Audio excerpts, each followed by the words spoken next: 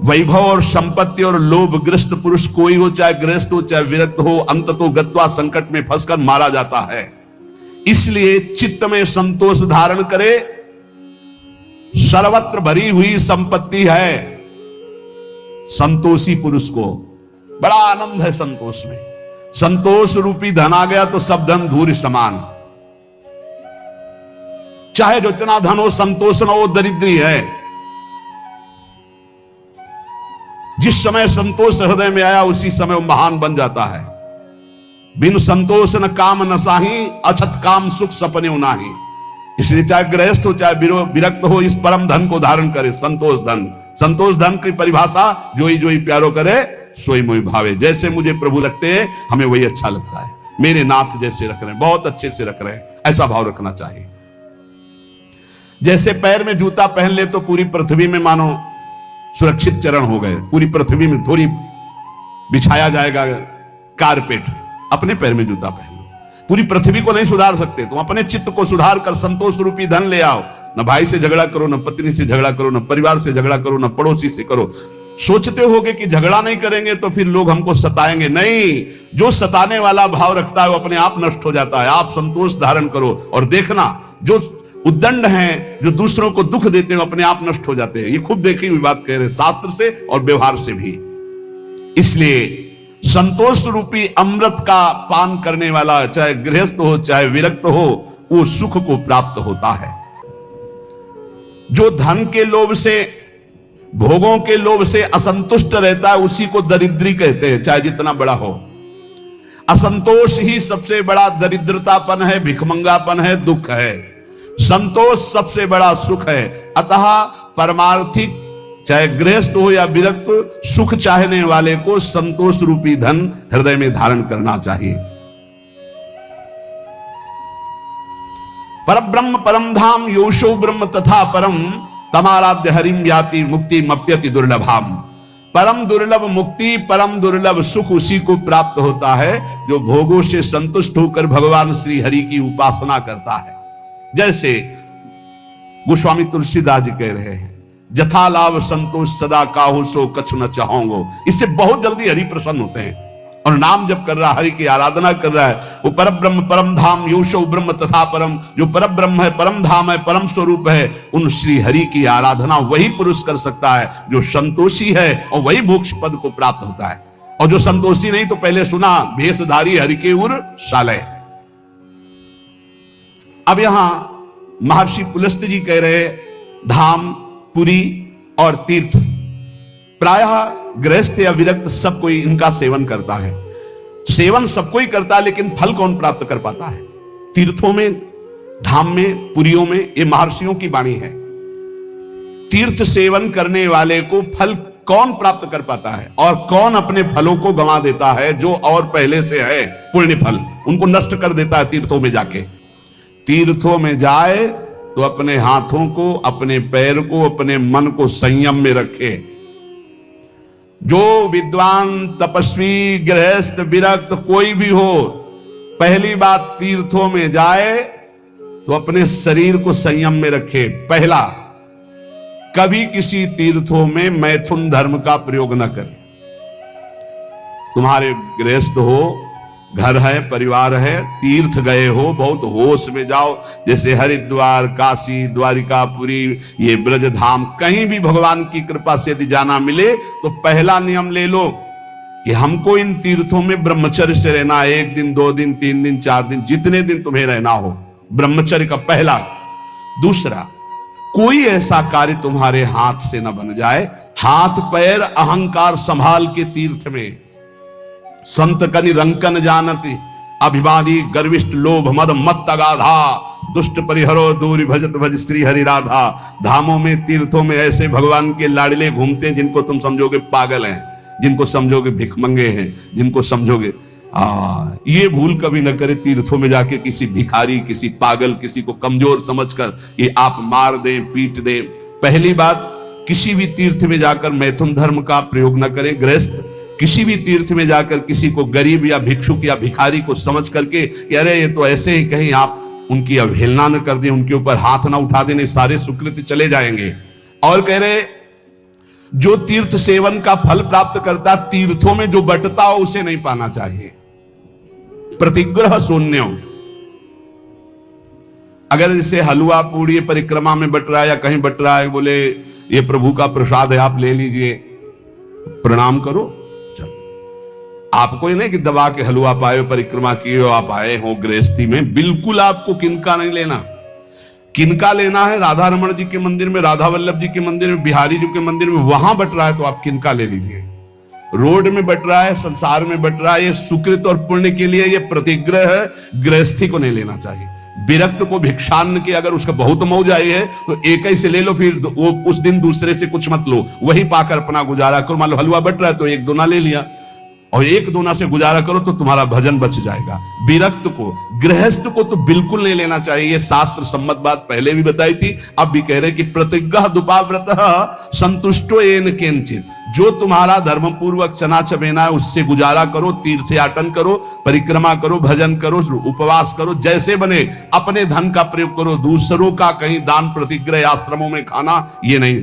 अगर आश्रम में प्रसाद पाया, आपको लगता है मैं अगर ये प्रसाद पाता तो 100 रुपया लगते, तो वहां 110 रुपया वापस दो, क्योंकि बनाया भी है उन्होंने और पवाया भी है, तो इसलिए उनको 10 रुपया और ज्यादा दो। गृहस्थी में कभी किसी का प्रतिज्ञा तीर्थों में ना ले तो उसको तीर्थ का फल प्राप्त होता है। और कहीं किसी तीर्थ में जाकर किसी तरह के अहंकार का प्रयोग न करे, अहंकार प्रदर्शन न करे, बल का, धन का, ऐसे अहंकृत न करे। अगर तीर्थों का फल प्राप्त करना है तो अक्रोधनश्च राजेंद्र सत्यशीलो दृढ़व्रतः आत्मोपमश्च भूतेषु सातीर्थ फल मस्नुते। तीर्थ में जाए तुम्हें गुस्सा दिलाया जाए तो तुम क्रोध मत करना। तो कह रहे हैं कि अक्रोधनश्च राजेंद्र सत्यशीलो दृढ़व्रतः आत्मोपमश्च भूतेषु सातीर्थ फल मस्नुते।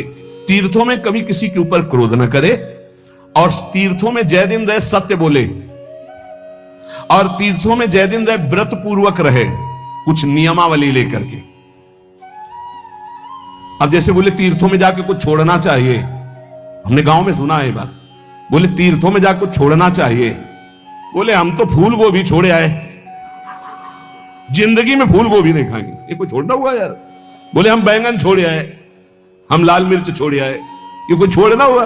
काम क्रोध लोभ मोह मद मत्सर, सत्य बोलो, झूठ छोड़ो, निष्काम बनो, ये बातें तो हैं छोड़ने की। बैंगन छोड़ आए, भरता छोड़ आए, ये ऐसे तीर्थ हमने सुना, भाई सुना पक्का। बोले हम बद्री नारायण गए थे, बोले वहां कहा जाता है सब छोड़, कुछ न कुछ तो छोड़ना ही चाहिए। तो बोले जिंदगी भर के लिए फूल गोभी छोड़ आए, नहीं पाएंगे हम। ये कोई छोड़ेगा? वो फूल गोभी छोड़े से परम पद मिल जाएगा? अरे छोड़ना है तो बेईमानी छोड़ो, कपट छोड़ो, कि आज से मैं झूठ नहीं बोलूंगा, किसी के साथ बेईमानी नहीं करूंगा, पापाचरण नहीं करूंगा। तो कह रहे आत्मोपमश्च भूतेषु सतीर्थ फल मस्नुते। समस्त तीर्थ प्राणियों में, चाहे पशु चाहे पक्षी, आत्मवत भाव रखो। कोई पापाचरण तीर्थ में ना हो, किसी का दान तीर्थ में स्वीकार न करो, तीर्थों में व्रत रखो, क्रोधहीन व्यवहार हो, सत्यवादी बनो जितने दिन तीर्थों में, तो आपका तीर्थ फल सुरक्षित रहेगा। संतवाणी, ये तृष्णा, भोगे हुए भोग को भोगने की तृष्णा, ये हमारे अंदर भाव नहीं पैदा होने दे रही। जहां हम कमर कसते हैं कि आज से हम ठीक से चलेंगे, कोई गलती नहीं करेंगे, फौरन माया अनुकूलता प्रदान करती है। फौरन लो, आज से कोई भोग का विरोध नहीं होगा, हर भोग भोग लीजिए, और जहां भोगा तो आप फिर शिकंजा कसा उसके, फिर वो त्राहिमाम पुकार प्रभु, तब फिर कृपा होती है, फिर वो एकदम चैन शांति मिलती है, तब फिर वो कहती है ये लो, फिर ही भोगो, कोई दिक्कत नहीं। तब फिर वो, बस यही तृष्णा। जीरियंते जीर्यता केसा दंता जीरियंते जीर्यता जीविता सा धना सा च जीर्यतोपि न जीर्यति। शरीर जीर्ण हो जाता है भोगते भोगते, पर भोग की आशा जीर्ण नहीं होती। यह है पापिनी तृष्णा। शरीर बुढ़ापे से युक्त हो गया, लेकिन मनीराम बुढ़ापा अनुभव नहीं करते कि मैं बूढ़ा हो गया हूं। नहीं, जैसा जवानी में वैसे ही वो उद्दंडता करने का मन करता है। जीर्यंती जीर्यता केशा, इनको साधना के द्वारा मारना पड़ेगा, या अवस्था से शांत नहीं होंगे। तो कह रहे जीर्यंती जीर्यता केशा दंता जीर्यंती जीर्यता। बाल सफेद हो गए, दांत गिर गए, आंखों में दिखता नहीं, बुढ़ापा आ गया, लेकिन तृष्णा वैसी ही है भोगों की। वो पुरानी नहीं हुई, वो नवीन बनी रहती है। इसलिए ये जो सदैव तृष्णा नवीन रूप धारण करती है, ये जैसे वस्त्र में सूत ओतप्रोत है, ऐसे ही अंतःकरण में तृष्णा ओतप्रोत है। समझ में ही नहीं आता, खाते खाते दांत खत्म हो गए, नकली दांत लग गए, देखते देखते आंखों में ऑपरेशन होकर नई शीशे चढ़ गए और शीशा लग गया, चश्मा लग गया, कान में मशीन लग गई, सब, पर वो वासना नहीं गई। वही तृष्णा भोगों की, वही मकर ध्वज भस्म खा के, सोने चांदी की भस्म खा के अभी और कुछ संसार का स्वाद लेना है, ये हम नहीं, शास्त्र कह रहा है। और आप अपने हृदयों में और हम सब अपने हृदयों में देखें, भगवत प्राप्ति में ये तृष्णा डाइन सुरसा की तरह मुंह बढ़ा रही है। सुरसा, हनुमान जी 16 हुए तो 32 हो गई, हनुमान जी 32 हुए तो 64 हो गई। सुरसा डबल बदन, ये तृष्णा ऐसे बढ़ती चली। अच्छा ले भाई, इतना स्वाहा, इतना भोग की आहुति ले ले, अब तू शांत हो जा, वो और डबल प्रज्वलित हो गई, और प्रज्वलित हो, ऐसे तृष्णा बढ़ रही है। तथैव तृष्णा वित्तेन वर्धमानेन वर्धते, अनंत पारा दुष्पूरा तृष्णा दोष सतावः, अधर्म बहुला चैव तस्मात्ताम परिवर्जयेत्। ये तृष्णा चाहे धन की हो चाहे भोग की हो, ये सदैव बढ़ती जाती है। जब आदमी सोचता है इतनी संख्या का अगर धन हो जाए तो हमारा बढ़िया काम चल जाएगा, और दैववशात यदि उसको उतनी संख्या का धन मिल जाए तो जो पहले सोच रहा था उससे भी बुरी अशांति उसके अंदर उतनी धन संख्या प्राप्त होने पर होने लगती है, और बड़ी, ऐसे बढ़ते बढ़ते वो नष्ट हो जाता है शरीर, पर तृष्णा नष्ट नहीं होती, चाहे धन की हो चाहे भोग की हो। इसलिए उपासक को इस तृष्णा रूपी पापिनी को पहचान करके नष्ट करना ही चाहिए, पूर्ति नहीं। पूर्ति करने से बढ़ती और ना देने से ये नष्ट हो जाती है, नष्ट करने से ही शांति मिलेगी। तृष्णा भोगे हुए भोगों की, पकौड़ा चटनी चाहिए, ये चाहिए, जबान, दांत, आंख, कान, नाक, सब इंद्रियां, दुष्टों ने जीवन बर्बाद कर दिया। पूरा दिव्य मानव जीवन जो भगवत प्राप्ति के लिए था, बर्बाद। कितना निकृष्ट, बलिष्ठ होने के लिए कितना निकृष्ट उतर जाता है खान पान व्यवहार में। अब आप विचार कीजिए, वो जो जिसमें अंडा जिसे कहते हैं, उसके अंदर कितना लिवलिवा गंदा पदार्थ होता है। उल्टी नहीं हो जाती इन लोगों को? उल्टी हो जाए, बमन हो जाए देख के, कैसा स्वभाव बन गया। दूसरे के मांस शरीर के ऐसे शौक से खा रहे, तो घृणा नहीं होती? और तुमको ये नहीं पता है कि तुम धर्म विरुद्ध आहार कर रहे हो, ऐसे ही तुम्हारा नोच नोच के काल तुम्हारे मांस खाएगा। कैसे? बोले हमने तो नहीं देखा नोचते हुए। तो देख लो जहां एक्सीडेंट होता है, नहीं? यहां सरिया घुसे, यहां घुसा, यहां घुसा, यहां घुसा, आप जिंदा फड़फड़ा रहे हैं, दृश्य देख लो। काट काट के वो सब निकालते निकालते घंटों लगे, उसमें स्वाहा हो गए, आहुति हो गई। किसी को भी यहां यदि तुम सुख दोगे तो वो सुख 1000 गुना बढ़कर तुम्हारे जीवन में आएगा, और किसी भी जीव को दुख दोगे तो 1000 गुना बढ़ के मिलेगा। महाभारत में एक तितली की गुदा में बंबूल का कांटा डाल के छोड़ दिया मांडव्य ऋषि ने, तो सूली डाल करके निकली नहीं, काट दी गई, अणिमांडव्य पड़ा, महाभारत में देख लेना। तितली कोई मनुष्य नहीं है, और वो भी जीव है, उसकी गुदा में बमूल का कांटा, तो ऋषि की गुदा में सूली चुभ हो गई। हम तुम तो बहुत छोटे जीव हैं, वो बहुत बड़ी तपस्या में संलग्न महापुरुष मांडव्य ऋषि, अणिमांडव्य, जिन्होंने सीधे धर्मराज से जाके बात की। यहां यमदूत को देख के सोच और लघुशंका एक साथ छूट जाती है, वो सीधे जाके धमकाए और साप दे दिए, जा 100 वर्ष तक मनुष्य आयु को भोग, तब तुझे पता चलेगा। धर्म के निर्णय में चूक कर दी। मैं 8 वर्ष का था, मुझे ज्ञान नहीं था, बालक था, फिर मुझे ऐसा भयानक दंड क्यों दिया गया? इसलिए हम संकेत में बता रहे, तितली की गुदा में बंबूल का कांटा छोड़ा तो उनकी गुदा में सूली चुभ होकर के काट दी गई, निकली नहीं। और तुम खा रहे हो इन पशुओं के मांस को, तो तुम्हारी दुर्दशा नहीं होगी, तुम्हें पता नहीं? इस एक जबान के लिए 2 अंगुल का है खेल सारा। इसके बाद घाटी के नीचे हुआ कोई नहीं मतलब है कि कैसा था, सब मल हो जाएगा, बस 2 अंगुल का स्वाद।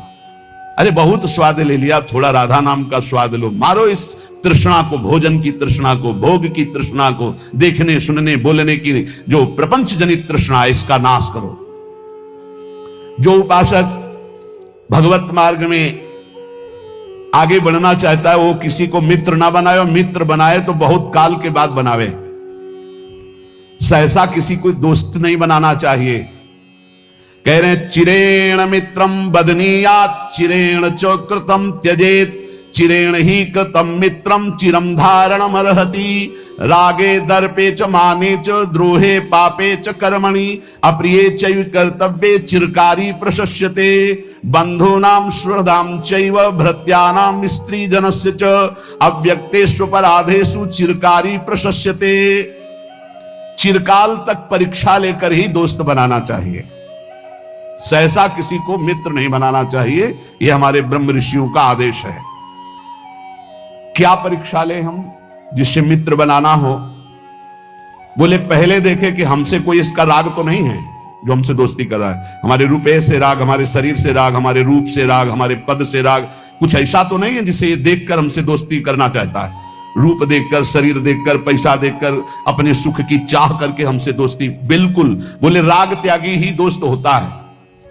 अगर वो कुछ हमसे लेना चाहता है, भोगना चाहता है, पाना चाहता है, वो दोस्त नहीं होता। दोस्त होता है जो नाना प्रकार की दोस्त के द्वारा दी हुई पीड़ाओं और कष्ट को सह करके दोस्त का साथ कभी न छोड़े। कह रहे चिरम धारण मरहती, चिरकाल तक अपने दोस्त को सुख दे और वो दोस्त उसे दुख दे पर उसे सहता चला जाए, उसे दोस्त कहते हैं। ऐसा कौन दोस्त होगा? बोले राग दर्पे च माने च द्रोहे पापे च कर्मणि, जो राग त्यागी होगा। ये आजकल जो दोस्त बनाए जा रहे हैं, देख लो, नाप लेना कैसे दोस्त हैं, इसका परिणाम देख लेना। आजकल दोस्त बनते हैं चाहे बालक हो चाहे बालिका हो, शरीर को देखकर, रुपया देखकर, चाहे बच्चा हो चाहे बच्ची, शरीर राग देख करके, रुपया देख करके, सुख का भाव रख करके जो दोस्ती है, घबरा जाना ऐसे दोस्तों से, दूरी बनाना ऐसे दोस्तों से, शोषण करने वाले हैं वो दोस्त नहीं होते। चिरम मित्रम बदनीयात चिरेण च कृतम त्यजेत चिरेण ही कृतम मित्रम चिरण धारण मरहति। महर्षि जन कह रहे पहले चिरकाल तक उसकी परीक्षा लो कि ये किसी स्वार्थ वस्तु मेरे से दोस्ती नहीं कर रहा। और 100 में 100 स्वार्थ वाले ही मिलेंगे, 100 कोई परमार्थी को होगा जो मित्र ऐसा मिले नहीं, कोई ना कोई स्वार्थ है जिससे वो दोस्त बनाए। चिरकाल तक इंतजार करो, ये किसी स्वार्थ के बसी मित्र वही जो अपने मित्र के लिए प्राणों का त्याग कर दे। कुपथ निवार सुपंथ चलावा। पहला पहचान तुम्हारे किसी भोग सामग्री, विद्वता, राग, पद, प्रतिष्ठा, इसको देखकर तो नहीं दोस्त बना रहा, हट जाओ, वो दोस्त नहीं, वो स्वार्थी। दूसरा दर्प, अहंकार। अहंकारी को कभी मित्र नहीं बनाना चाहिए। अगर अहंकारी को मित्र बनाओगे तो उसके अहम में ठेस पड़ेगी तो तुम्हारा नाश कर देगा वो। तीसरा द्रोह, जो सबसे लड़ाई झगड़ा और द्रोह करने वाले, ऐसे को कभी मित्र नहीं बनाना चाहिए। चौथा जो पाप कर्म प्रिय है, ऐसे कभी को दोस्त नहीं बनाना चाहिए। पांचवा जो शास्त्र विरुद्ध खान पान करता है, अप्रिय कर्तव्य, शास्त्र विरुद्ध खान पान, कभी ऐसे को दोस्त नहीं बनाना चाहिए। चिरकाल तक कर्तव्य की परीक्षा लेकर के ही दोस्त बनाना चाहिए। ये कर्तव्य परायण है, ये हमारे प्रति दोस्ती निष्काम भाव से रख रहा है, ये हमारे किसी स्वार्थ से नहीं। ऐसे मित्र होते हैं, बिरले ही होते हैं, ऐसे देखे भी है। ऐसे भी मित्र होते हैं कि वो प्राणों की बाजी लगा देंगे लेकिन स्वार्थ की कहीं गंध नहीं और आपका अमंगल और अहित नहीं होने देंगे। ऐसे या भगवान और या भगवान का भक्त दूसरा नहीं होता। स्वार्थ रहित जग जुग उपकारी, तुम तुम्हार सेवक असुरारी। भगवान और भगवान का भक्त, थोड़ी भी भक्ति है तो ऐसा मित्र बना लो, हानि नहीं होने वाली। भगवान से विमुख है तो कोई भी हो स्वार्थ कुछ न कुछ देख करके ही दोस्ती करता है। सुर नर मुनि सबकी यह रीति, स्वार्थ लागी करें सब प्रीति। जहां कहीं स्वार्थ होगा, चाहे कोई भी हो, वो तभी जुड़ेगा।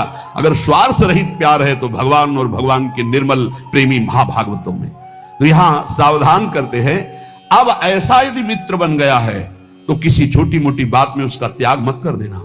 चिरकाल तक परीक्षण करो, चिरकाल तक उसकी मित्रता को धारण करो। ऐसे छोटी मोटी कोई बात कर दे, कोई शिकायत कर दे या कोई मन मोटा हो जाए, ऐसे स्वार्थ रहित मित्र का सहसा त्याग नहीं करना चाहिए। बंधूनाम सुहृदाम च भृत्यानाम स्त्रीजनस्य च अव्यक्तेषु पराधेषु चिरकारी प्रशस्यते। ज्ञान वृद्ध और वयोवृद्ध